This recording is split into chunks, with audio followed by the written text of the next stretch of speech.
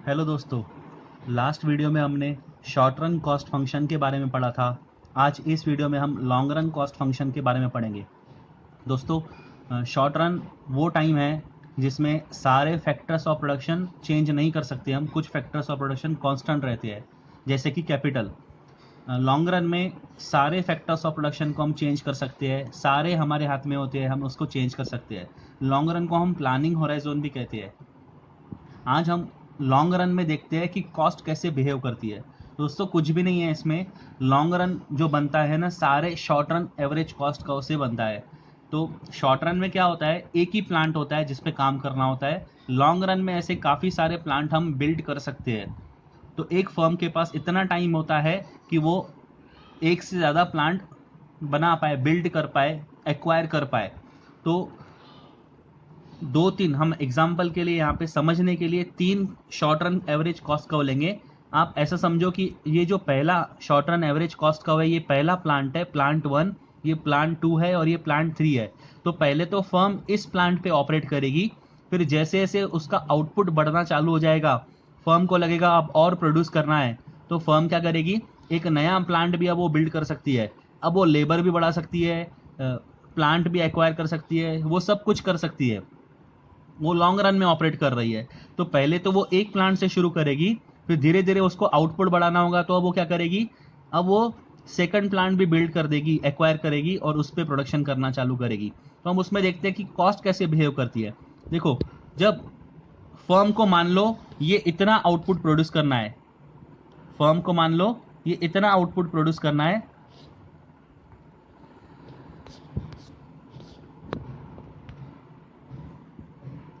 Firm को मान लो ये इतना आउटपुट प्रोड्यूस करना है, ओ से लेके ये एम तक, ओ से लेके ये एम तक उसको प्रोड्यूस करना है।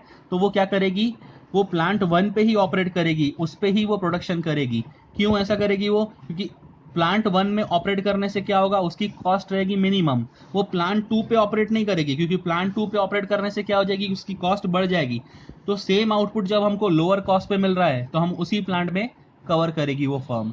अब मान लो उसको और आउटपुट बढ़ाना है, और आउटपुट बढ़ाना है, उसको ओ से लेके एन तक जाना है। तो ओ से लेके एन तक जाना है, तो वो कौन से प्लांट पे करेगी, वो फर्स्ट प्लांट पे ही ऑपरेट करना चालू रखेगी, कि सेकंड प्लांट पे जाके मतलब नहीं है, फर्स्ट प्लांट पे ही वो कवर करेगी। अब उसको ओ एन से भी आउटपुट अगर बढ़ाना है, मान लो ओ क्यू तक जाना है, तो ओ क्यू तक जाने के लिए उसको क्या करना पड़ेगा, अब उसको प्लांट वन पे काम नहीं करना पड़ेगा, क्योंकि प्लांट वन पे काम करेगी तो वो कॉस्ट क्या होगी, ज़्यादा लगेगी। अब वो क्या करेगी, अब वो सेकंड प्लांट बिल्ड करेगी और उस पर प्रोडक्शन करना चालू करेगी, और इस वजह से उसकी कॉस्ट क्या हो जाएगी, लोअर हो जाएगी। तो जब उसको ओ क्यू आउटपुट तैयार करना है, ओ क्यू आउटपुट के लिए वो प्लांट टू पे काम करेगी, ना कि प्लांट वन पे। दोस्तों, हमने ये कल देखा था, हमने लास्ट वीडियो में देखा था कि शॉर्ट रन एवरेज कॉस्ट का कैसे होता है। पहले तो वो गिरते जाता है, गिरते जाता है, फिर एक पॉइंट पे मिनिमम हो जाता है, फिर उसके बाद बढ़ना चालू हो जाता है। तो ऐसा ही जब प्लांट वन में आउटपुट हम ओ एन तक पहुंच जाएंगे, तो प्लांट वन में ही काम करेंगे।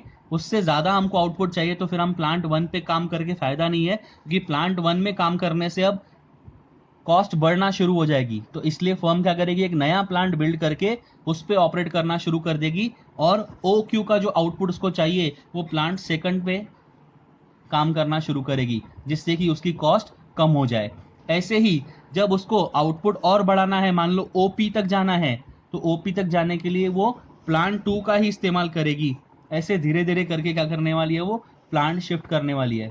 फिर उसके बाद अगर उसको और आउटपुट बढ़ाना है, तो और आउटपुट बढ़ाना है तो उसको और आउटपुट बढ़ाने के लिए अब उसको क्या करना पड़ेगा, अब वो प्लांट टू पे काम करके मतलब नहीं, क्योंकि कॉस्ट हाइयर आने वाली है। अब वो प्लांट थ्री पे शिफ्ट हो जाएगी, वो प्लांट थ्री बिल्ड करेगी और उस पर प्रोडक्शन करना चालू कर देगी। तो उसको कॉस्ट इतनी लगने वाली है, प्लांट टू पे काम करेगी तो इतनी कॉस्ट लगेगी। इसलिए हमने देखा कि जैसे जैसे आउटपुट बढ़ते जाता है, वैसे एक प्लांट पे काम करके फ़ायदा नहीं है। इससे तो अच्छा है दूसरा प्लांट बिल्ड कर दो, उस पर कॉस्ट हमारी कम हो जाती है, क्योंकि हमारा टारगेट सिर्फ आउटपुट बढ़ाना नहीं होता है, आउटपुट बढ़ाने के साथ में हमको कॉस्ट को भी कम रखना होता है। तो इसलिए हम सेकंड प्लांट बिल्ड करेंगे और उस पर काम करना चालू करेंगे। फिर एक पॉइंट आएगा जहाँ पे हमको अब थर्ड प्लांट की जरूरत पड़ेगी, क्योंकि सेकंड प्लांट पे हम आगे मैन्युफैक्चरिंग नहीं कर सकते हैं। तो थर्ड प्लांट पे हम शिफ्ट हो जाएंगे, उस पर हमारी कॉस्ट कम हो जाएगी। दोस्तों, ऐसे फर्म क्या करेगी, अपना प्लांट बढ़ाते जाएगी, अपने सारे फैक्टर्स ऑफ प्रोडक्शन को इंक्रीज करते जाएगी जैसे जैसे उसको आउटपुट बढ़ाना रहेगा। ठीक है, उसके बाद हम देखते हैं अभी long run average cost curve कैसे रहता है। तो दोस्तों कुछ नहीं होता है long run average cost curve. Long run average cost curve देखोगे तो वो बहुत सारे छोटे छोटे एवरेज कॉस्ट कर्व से बना होता है। Long run average cost curve देखोगे तो आप वो बहुत छोटे छोटे एवरेज कॉस्ट कर्व से बना होता है। ये छोटे छोटे short run average cost curve है। इन सबको अगर मैं ज्वाइन कर दूं, इन सबको अगर मैं ज्वाइन कर दूं तो ये मेरा long run average cost curve तैयार हो जाएगा। तो ये होता है long run average cost curve. तो ये आप देख रहे हो ये सबको ज्वाइंट होके जा रहा है, ये सारे short run average cost curve को ज्वाइंट होते जा रहा है। और कैसे ज्वाइंट हो रहा है, सबको टेंजेंट होके जा रहा है वो। तो ये जो टेंजेंट वाले आपको पॉइंट दिख रहे हैं ये कुछ नहीं है, ये short run average cost curve है। ये प्लांट 1 है, तो जैसे ही प्लांट 1 से प्लांट 2 पे शिफ्ट करना होगा तो हमारा ये average long run average cost curve हो जाएगा। और इस पॉइंट पे जो मेरा आउटपुट रहेगा उसकी कॉस्ट जो रहेगी वो सबसे मिनिमम रहेगी। आप इसके पहले वाले अगर आप देखोगे, ये जो short run average cost curve है ये वाला और ये वाला और ये पहला पहला वाला, तो ये जो आप short run average cost curve देख रहे हो इसमें जहां पे long run average cost curve touch कर रहा है, टेंजेंट हो रहा है, जहां पे भी ये टच कर रहा है, तो आप देख रहे हो ये लोएस्ट पॉइंट से ऊपर है, थोड़ा सा ये लोएस्ट पॉइंट से ऊपर टच कर रहा है। इसका मतलब ये है कि प्लांट 1 हम जो ऑपरेट करेंगे वो हम लेस इफिशिएंसी पे काम करेंगे, हम ऑप्टिमम इफिशिएंसी पे काम नहीं करने वाले हैं। उससे पहले ही हम उसको छोड़ देंगे, उससे पहले ही ये पॉइंट पे आने से पहले ही हम इसको छोड़ देंगे। तो ये भी जब आप एवरेज कॉस्ट का देख रहे हैं शॉर्ट रन वाला, ये भी लोएस्ट पॉइंट इसका देखो यहाँ पर है, लेकिन लॉन्ग रन एवरेज कॉस्ट का इसको यहीं पे टेंजेंट कर रहा है, तो यहीं पर ही ऑपरेट करेंगे हम। इसलिए ये वाला जो प्लांट है ये भी लेस देन इफिशिएंसी पे काम होगा, लेस देन ऑप्टिमम इफिशिएंसी पे काम होगा। प्लांट ये जो आप देख रहे हो 4 वाला, ये प्लांट 4 ही है जिसके एकदम बॉटम पे वो टच कर रहा है, एकदम लोएस्ट पॉइंट पे वो टच कर रहा है। इसका मतलब ये है कि इसको हम ऑप्टिमम इफिशिएंसी पे यूज करने वाले हैं। उसके बाद वाले जो आप कर्व देख रहे हो, उसके बाद वाले जो प्लांट आप देख रहे हो, उसमें आप देखो कि हम ये जो long run average cost curve है ये राइजिंग वाले पॉइंट पे उसको टच कर रहा है। ये शॉर्ट रन का जो राइजिंग पॉइंट है ना, short run average cost curve का जो राइजिंग वाला पॉइंट है उसको टच कर रहा है। ये वाला देखो short run average cost curve के राइजिंग वाले पॉइंट को टच कर रहा है। इसका मतलब हम ये मोर देन ऑप्टिमम एफिशिएंसी को यूज करने वाले हैं। इसका मतलब समझ में आया। तो ये पॉइंट के पहले वाले जितने भी कर्व्स है short run average cost curve, इसको हम लेस एफिशिएंसी पे काम करने वाले, ऑपरेट करने वाले। और ये पॉइंट के बाद वाले जितने भी short run average cost curves है इसके हम मोर देन ऑप्टिमम एफिशिएंसी पे यूज करने वाले हैं। समझ में आया क्यों? क्योंकि ये जो टच कर रहा है ये राइजिंग वाले पोर्शन को टच कर रहा है, और ये जो टच कर रहा है long run average cost curve ये फॉलिंग वाले पोर्शन को टच कर रहा था। ठीक है, तो बस इतना ही है। इसके ऊपर एमसीक्यूज आ सकते हैं, उसके हिसाब से मैंने आपको बताया।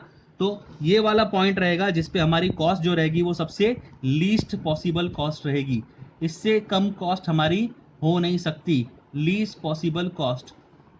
ठीक है, और आपको एक बात बता दो, एमसीक्यू में बहुत बार क्वेश्चन पूछते हैं, short run average cost curve को दोस्तों प्लांट कर्व भी कहा जाता है, और long run average cost curve को प्लानिंग कर्व या फिर एनवेलप कर्व भी कहा जाता है। क्लियर? तो ये बात आप ध्यान में रखो, long run average cost curve को प्लानिंग कर्व और एनवेलप कर्व भी कहा जाता है। दोस्तों अब इसके ऊपर आपको एक और कॉन्सेप्ट समझा दूं कि आपको ये देखने में यू शेप लग रहा होगा long run average cost curve. इसके यू शेप होने का कारण ये नहीं है क्योंकि short run average cost curve U shape है। आप नहीं तो ऐसा समझोगे कि ये छोटे छोटे कर्व जो है ये यू शेप है इसलिए ये भी यू शेप बन रहा है। नहीं, इसके यू शेप होने का कारण है वो law of returns to scale वाला लॉन्ग रन जो हमने सीखा था ना, प्रोडक्शन फंक्शन, उसमें हमने देखा था increasing returns, decreasing returns, negative returns, हमने ऐसे देखे थे।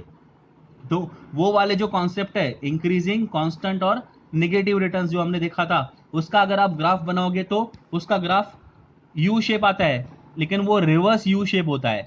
तो इसीलिए उसका ये मिरर इमेज है, ये यू शेप है। प्रोडक्शन फंक्शन का जो लॉन्ग रन होता है वो रिवर्स यू शेप होता है। ठीक है, तो वो रिटर्न्स टू स्केल की वजह से ये यू शेप आ रहा है, ना कि ये short run average cost curve की वजह से यू शेप आ रहा है।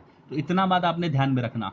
ओके, तो यहाँ पे हमारा ये जो कॉस्ट का जो कॉन्सेप्ट था वो खत्म हुआ। इसके बाद थोड़ा थ्योरेटिकल पार्ट है जिसमें हम इकोनॉमीज और डिसइकोनॉमीज ऑफ स्केल लिखने वाले हैं, जो कि मैं अगले वीडियो में कवर करूंगा। आई होप आपके सारे डाउट्स क्लियर हुए। अगर कोई डाउट है तो आप मुझे पर्सनली व्हाट्सअप करके भी आप पूछ सकते हो। ये जो लेक्चर्स है थ्योरी ऑफ कॉस्ट के, ये कम से कम आप 2-3 बार सुनिए जरूर, क्योंकि तभी आपके कॉन्सेप्ट क्लियर होंगे। और ये सारे कॉज हमको मार्केट वाले चैप्टर में काम में आने वाले हैं। तो ठीक है, अगला वीडियो में मैं आपको इकोनॉमीज और डिसइकोनॉमीज ऑफ स्केल बना के बताऊंगा कैसे होता है, उसका थ्योरी एक्सप्लेन करूंगा। ठीक है, ओके।